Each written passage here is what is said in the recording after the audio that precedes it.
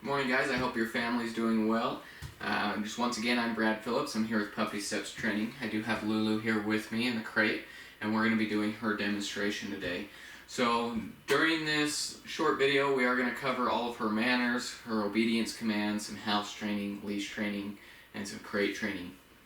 But before we get into that, I just want to first talk to you a little bit about this transition that's going to happen. As she comes home to you and goes back into your family life, you guys have just spent this money for this training course. You want to make sure that this training transitions over and that you have success with it. And so it's going to be so important that you are consistent and that you manage your dog. These two things are basically the secret to dog training.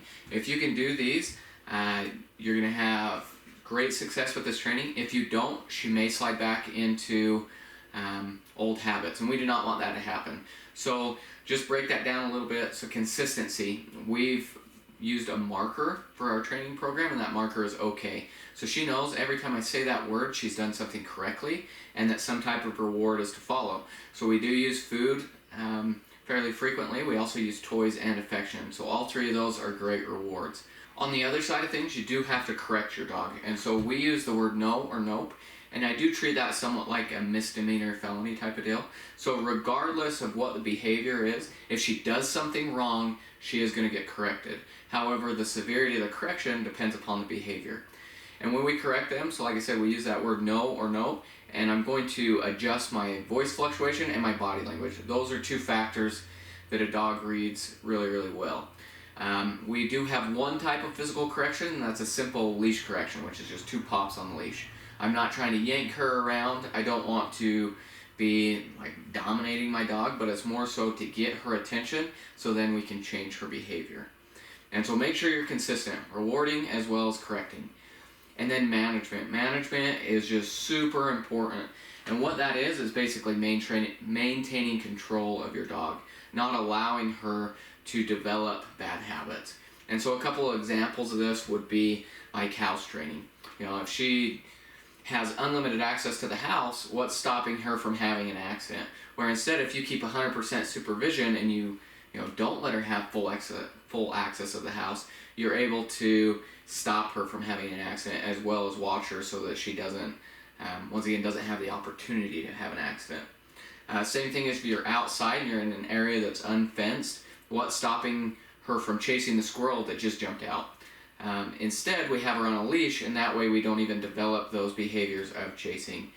And so there's a couple other examples of management. We'll kind of touch on those as I go through the demo, but just make sure that you keep her under strict supervision and you make sure that this transition runs smooth. And so be consistent and manage her. So now we are going to pull her out, so I'm going to show you her manners. So the first one we've taught her is her gates and her doorways. So anytime she comes out of a crate, we go through a house door, I expect her to hold a stay. Now this should be an automatic behavior. I shouldn't have to actually tell her to stay. If she did try and break, I might simply close the door, lift up my leg and block her, but I wouldn't ever tell her anything unless she was really persistent on pushing her way out. Then I would just tell her no. But once again, I'm not going to ask her to stay. It should just be automatic. So we'll let her out here.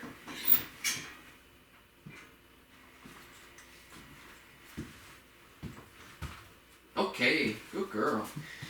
And I'm going to clip a leash on her because I like to have her drag it around. That way if I do need to grab her or correct her, I have that ability. So I'll show you going through the house door here in a little bit when we go outside. But I do, unless she needs to go to the bathroom, which she thought about it, but where she didn't ring the bell, I'm just going to ignore that. But the next behavior I'm going to show you is her greeting. So anytime I call her, Lulu, come here. Anytime I call her over, I do expect her to sit. Good girl. Good girl. This is another automatic behavior. I'm not going to ask her to sit. I just call her over, and I do expect her to sit as that greeting. So this is a really important behavior because it does 2 things. One, it gets her eye contact. And once I have her eye contact, I know that she's focused on me. The other thing is it's a replacement behavior for jumping. She's not begging for my attention by jumping all around. It actually gives her something to do. So, but she's still thinking about maybe she needs to go to the bathroom, so I'm just going to kind of watch her. If she rings the bells, I will take her out. Okay, outside, which there it was. So I'm going to run her outside to the bathroom. Okay.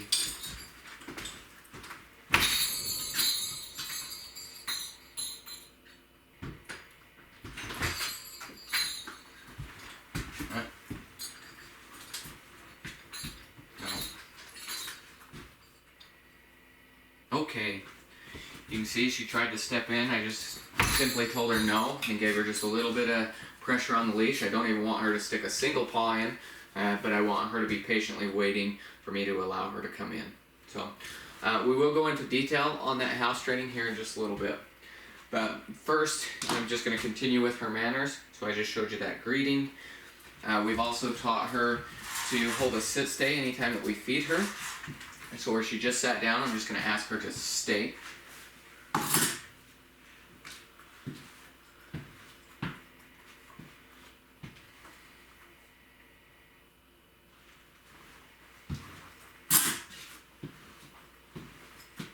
Okay, good girl. Just adding a little distraction there. I do expect her to look to me for permission. Also spent some time just handling her when she eats, just making sure that there isn't any type of food aggression. She should be very comfortable with me right here. I can take her food away. I can stick my hands down in there. I just want her to feel very comfortable with people around her eating. And so that way she's not resource guarding. Good girl, good girl.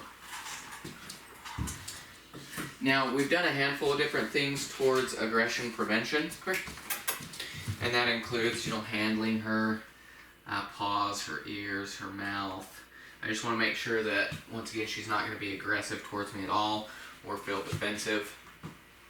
And in general, we just like to make sure that we handle them, especially these doodles. They're going to be groomed. And so we did give her a haircut, which she did good. And so she looks very nice. But we just want to make sure that she's very comfortable being handled. Now, we just want to also make sure that there's absolutely no aggression, and if there is, we're going to try and work on that. But one time that playful behavior is mistaken for aggression is generally with kids.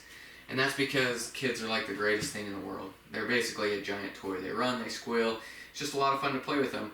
And Lulu here doesn't know her size, and so she just wants to play along, and then she ends up maybe knocking over a child or grabbing a pant leg. Something that could be mistaken for aggression. And so I want to prevent that from happening at all. And so I make a rule that anytime small children play with my dog, they have to have a toy. That way we create a barrier. Instead of grabbing a pant leg, she's going to grab the toy. Or if you get maybe a child that's a little bit nervous, they can then throw the toy and direct her away. And she does love to play. We've also taught her to drop it on command, and so I can just tell her, Lulu, oh, good girl, but she drops it anyway. And you can do this to where she drops it on the ground, or you just actually grab it and ask her to drop it. So I can just tell her, which you can see every time she hears me say that, she does. Good, great, oh, good girl. This time I'll wait just a second. Grab it, get your toy. But if she has something that maybe she doesn't want to let go of, I can just hold it real still and ask her to drop it and expect her to let go of it. Good girl. Maybe we'll try with this bully stick. It's a little bit higher value. So, and she should also be comfortable with this, with me holding on. She's not going to try and yank it away from me or bite my fingers, anything like that.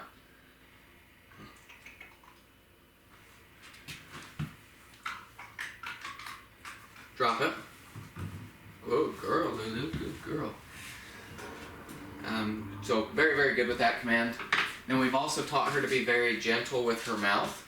And so, which she was pretty gentle anyway, but we still like to establish this command. And it's just gently, and I just tell her, gently. And I want her to be very cautious when she takes food. That way I'm not feeling teeth on my hands. I also always give it to her in the palm of my hand. That way, if she lunged at it or anything like that, it's just a natural reaction to close your fist and pull it away. Also, if you give it to her between your thumb and forefinger, you're basically asking her to bite your fingers. So that's why we always do it in the palm of our hand. But very, very gentle. She's great. She's just a super good dog. So, the next two manners are ones where they have to be managed. And so that's jumping and chewing. So with jumping, we've taught her the command off, And that's whether she jumps up on the couch or she jumps up on a person. It doesn't matter, the expectation is the same, that when I say off, she has to get down. And I always say that pretty firm. It's always just a quick off. Now, if you have a hold of the leash, like you're walking her and she jumps up, that's the time I'm going to give her 2 quick pops on the leash, and then tell her off and expect her to get down. And then if you're outside and she's running around just being kind of crazy and you call her over and you think, oh my goodness, she's about to jump on me, it is so important, and this is also really important for your kids, that you never step back. As soon as you step backwards, you're encouraging her to jump. It just becomes a game. So instead, I'm always going to step into her. That way I'm standing my ground. I'm showing her that, hey, I'm the boss. That's not okay. And then if she did continue to jump, I would bring my knee up into her chest and tell her off. And I would try to knock her off balance. Now, if she decides that she just really wants to jump on one of your kids, a lot of times it's the youngest. For some reason, they just think they're the bottom of the totem pole. But what I do is I like to just make an exercise out of it. And so I'll take Lulu, I'll take her by the leash, and I will walk her up to that person, have them call her over, walk her up, give her, a loose leash so she does have the ability to jump if she wants to. And then if she does, it's a quick pop. I tell her no, off, and I walk away. And then I turn around and I do it again. And I will do this until she approaches and sits politely. Once she does, then it's high praise. And then if you see her trying to jump up on a couch or something like that, that's also why I like to drag that leash around. I can grab her and pop her and tell her off. If you're away from the couch a little ways, you want to make a quick, firm correction. So I'll stomp her, I'll clap, I'll say, no, off, and expect her to get right down. But she has done really well with that. The only time she really jumps is if she's super excited outside running around, and we haven't had a problem with her putting her paws up on us in a long time. Instead, it's that she might jump around in front, which is just her being excited, but she's absolutely not allowed to put her paws up on me. So then the next one is that chewing. So she's done with, her teething, and I can see that her molars are pretty well in. And so she isn't teething as heavily, but dogs still need to chew. They basically, they use chewing basically like we use our hands just to handle things and feel.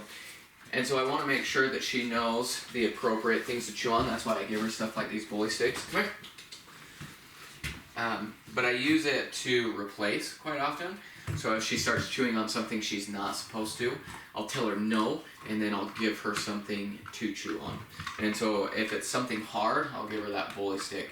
If she wants to chew on something soft, like maybe a pillow or a soft bed, I'll give her something soft, like this plush toy. So if you can match texture, you're giving her, just what she's looking for, whether it needs to be something hard or soft. I also give her something to chew on just randomly throughout the day, because boredom is one of the leading causes for destructive behavior. So like chewing, digging, stuff like that. And so if she's bored, especially if we're in the house, like maybe we're watching a show, I just want to give her something to do so she doesn't go find something to do. But then also I don't allow her to have free access to even her own things. So if she got up and left that bully stick, I'm going to immediately take it away. That way I keep basically this novelty effect.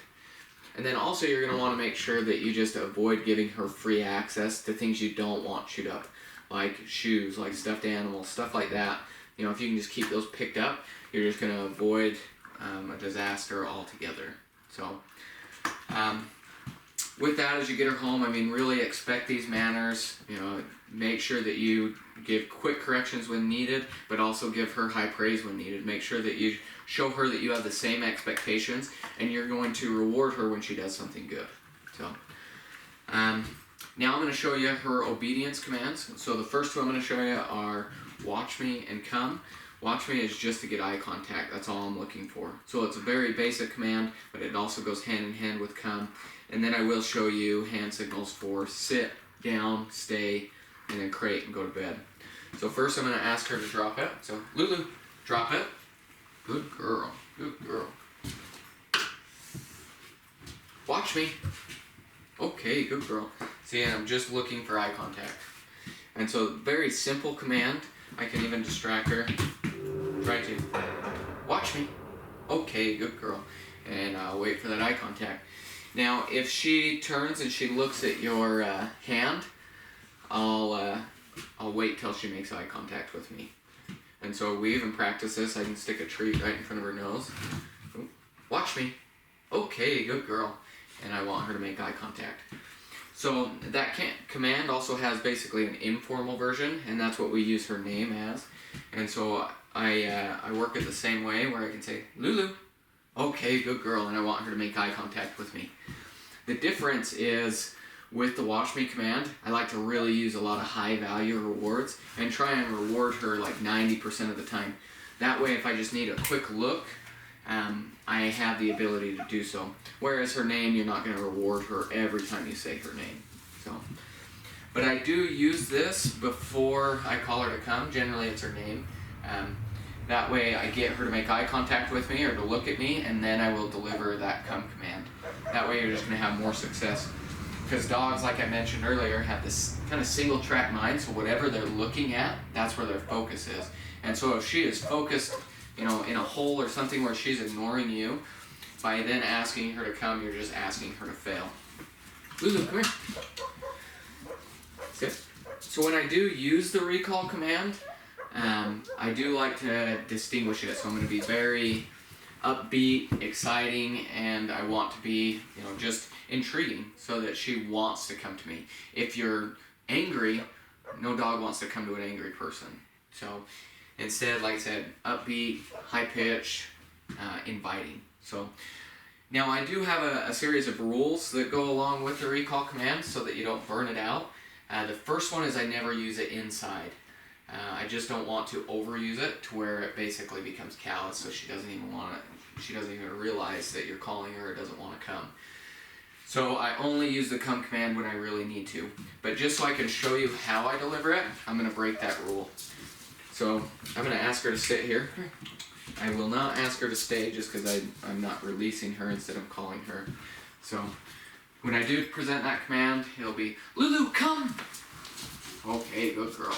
I bend down, my voice got a little higher. I'm a lot more inviting. Good girl, good girl. Now, you still want a way to get her to come, like if you're in the house or something like that where you don't want to use a command. And so that's where I can use like, come here, Lulu, come here. Something like that, she's going to come right over. I also snap. Anything like that can be like an informal version of that recall or that come command.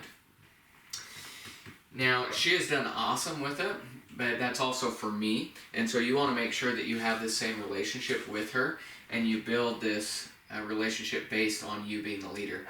And so for the first little while, I would keep her on a long lead and really work on that come. And so when I do that, so I'll put her on that long lead and I'll go either into the backyard or for a walk or just somewhere where she can be a dog. And I'll just let her run around and sniff. And then every minute or two, I will call her to come, give her a treat, and then let her go again. If she hesitates, I pull her in. And so that long lead's usually between 20 and 50 feet. You can decide. I like to start with a 20-foot lead and then build up. But do try that. Try to work on that quite often. And also make sure that you keep like a 10-to-1 ratio. So 9 times out of 10, you call her to come just to give her a reward and then let her go again. And I do that to the one time that I call her to come and maybe it's time to go inside or we're leaving the park or anything that could be considered to be negative. Once she's doing really, really well on a long lead, then I will take her somewhere that's fenced in. So I still have an element of control, but I'll let her off leash. And I'll do the same exercise. Every minute or two, call her to come just to give her a reward and let her go again. If she hesitates or tries to get away, even if it's just 1 time out of 10, she goes back on the long lead for a little while. And just gradually work on that. And make sure that you give her good, quick corrections when needed, but also, when she does the correct behavior, quick positive reinforcement. Good girl, good girl. You can see she absolutely loves affection, loves to be pet, so she's just a really good dog.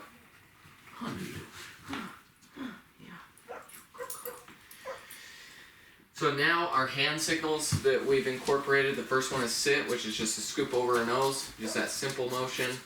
Down, I take my hand flat, and then stay as a stop sign. So we do have both a sit and a down stay. So first I'll show you sit. Like I said, just that scoop over the nose. Good girl. Stay. little distraction here. Throw some food on the floor.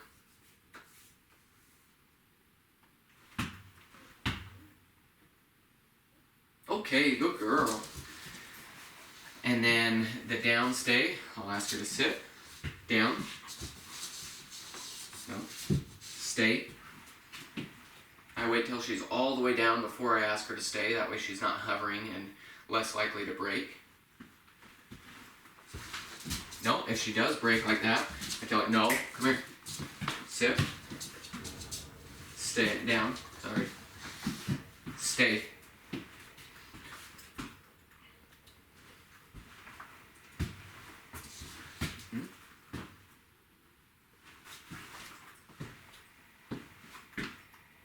Okay, good girl. Like that, she thought about it. I just backed off the distraction. Sometimes walking around a dog can be a really big distraction. But now I'm going to have her do it one more time. Down. Stay. No. Down. Stay. Stay.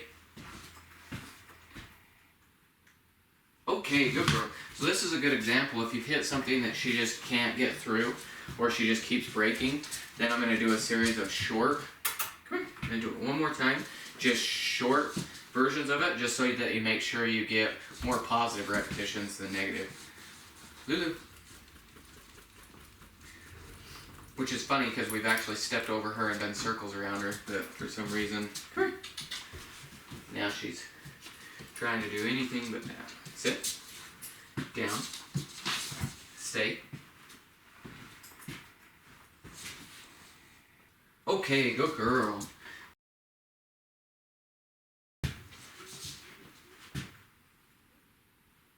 Down. Stay. Okay, good girl. So the next two commands don't necessarily have a really strict hand signal, but I am going to put myself in a position where she can read my body language.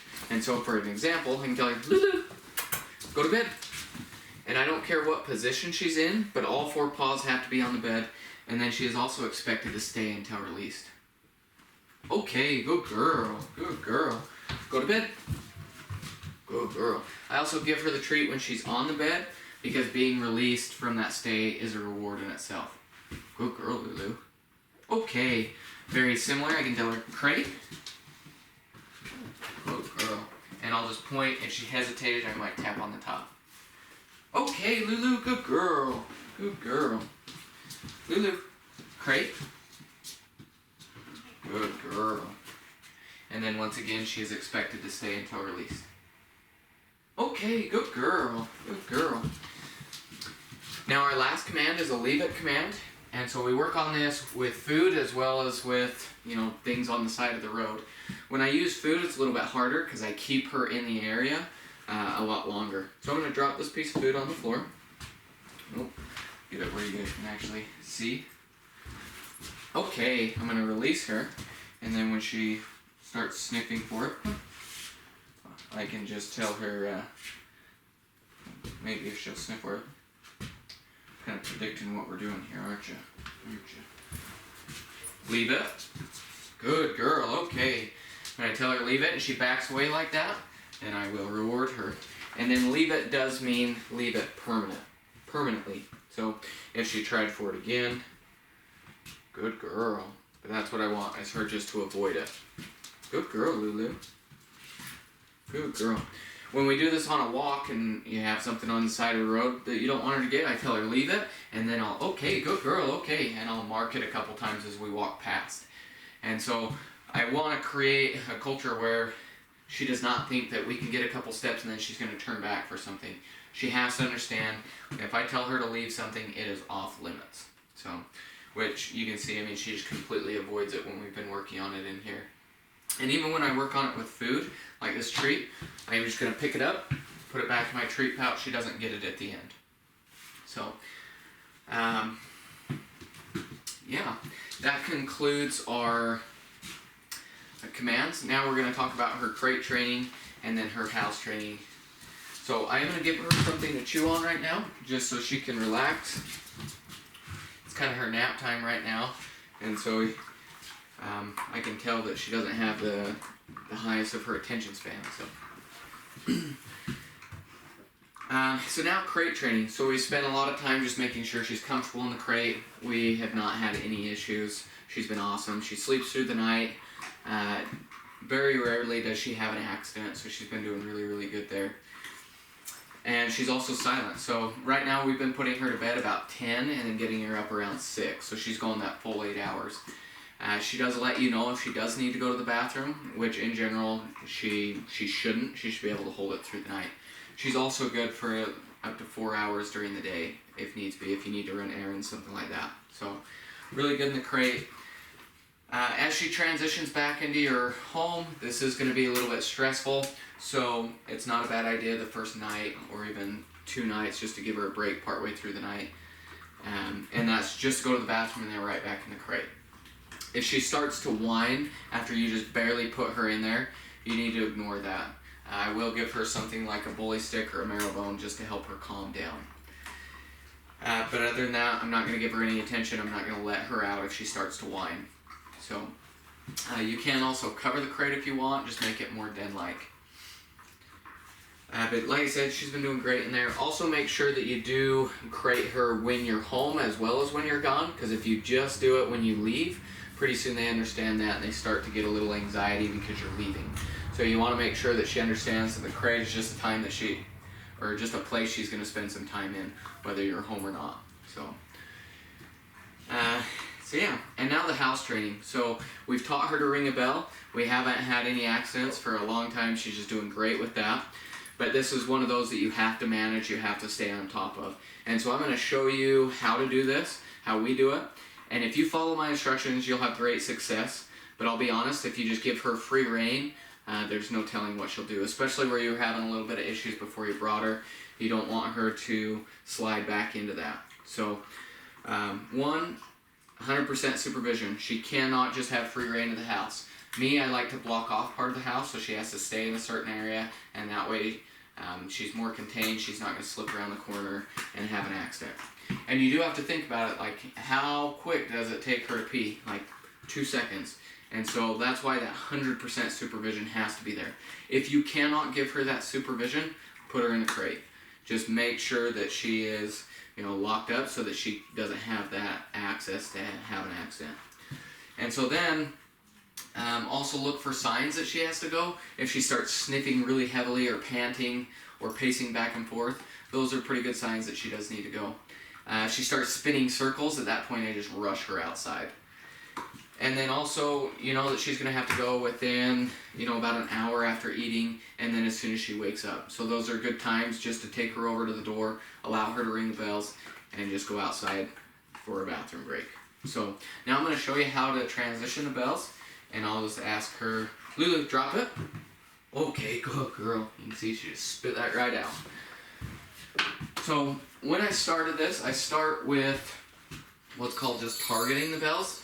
And so I just want to get her excited about ringing them. So you only need to do this part of it just once.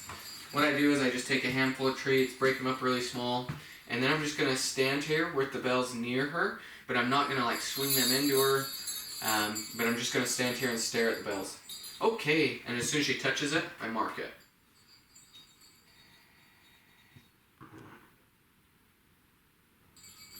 Okay, good girl.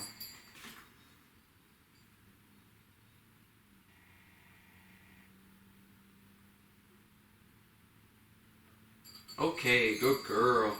So it's alright if this takes a minute. You have to have some patience. But that just shows that she's processing. Okay, good girl. See, now she's getting a little more excited about it. Okay, good girl. Okay, good girl. So after you do this once, like this, off of your wrist, then I take her over to the door. I'll hang the bells on the door. I'll grab her by the leash. Okay, outside. And I'll start emphasizing the word outside. Okay, outside, good girl. Okay, outside, good girl. Okay, outside, good girl. Now I'm going to take her out. Okay.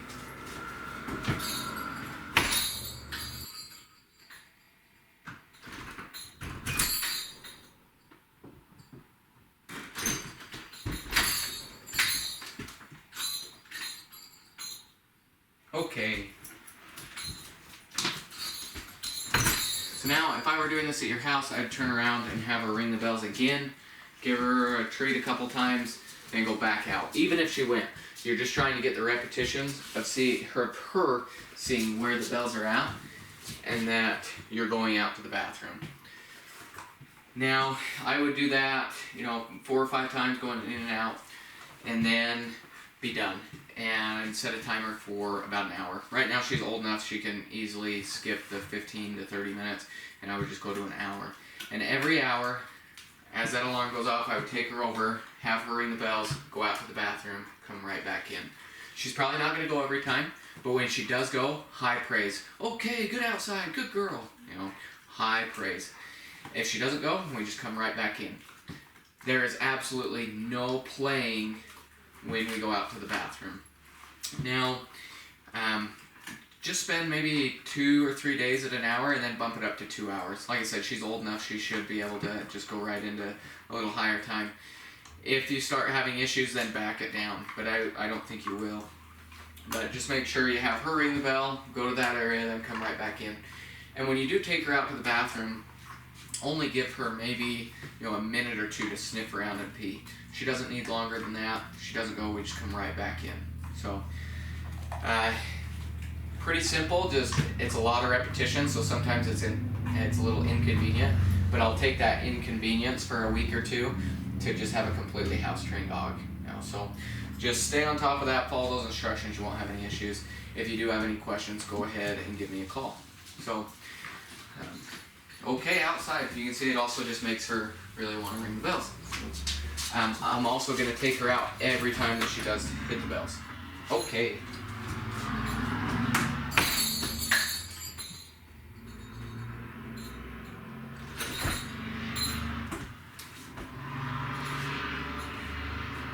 Okay.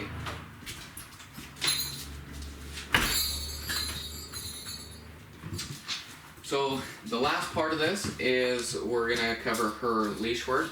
So we've taken her on a lot of off-leash walks, and which I would recommend, trying to get that type of a walk or a long lead walk at least, once a week or so. That way it's just good for her mental health. Until she's, returning to you every time and you have this really good trust with her, keep her on a long lead. And then really work on that come command. So every minute or 2, call her to you, just give her a reward, let her go again. Make it fun, and let her just be a dog. And then the other part is our attention walk, and so that's just her walking politely on a leash, by my side, not pulling. And so we do have 2 commands there. The first is let's go, just signifies that we are moving, and then easy if she starts to pull, which we'll take her outside and I'll show you that walk.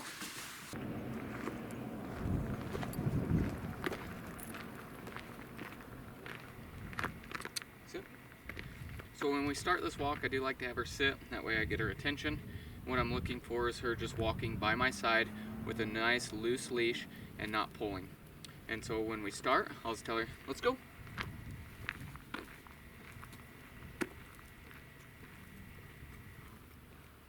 Let's go.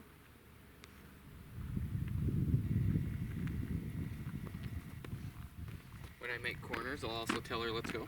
Let's go.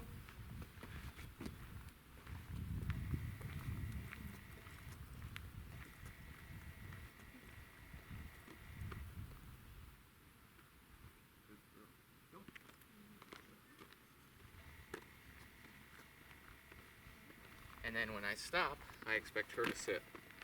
And if she doesn't, I might just take a step back and ask her to. Just like that. Okay, good girl. And if she starts to pull, I tell her easy, and I snap her twice. And I expect her to put the slack back in the leash. Let's go. Let's go. She does great on a leash. With any of this, if you do have any questions, please give me a call. But we've really enjoyed Lulu. She is a sweetheart. And yeah, let me know if you have any questions. Thanks.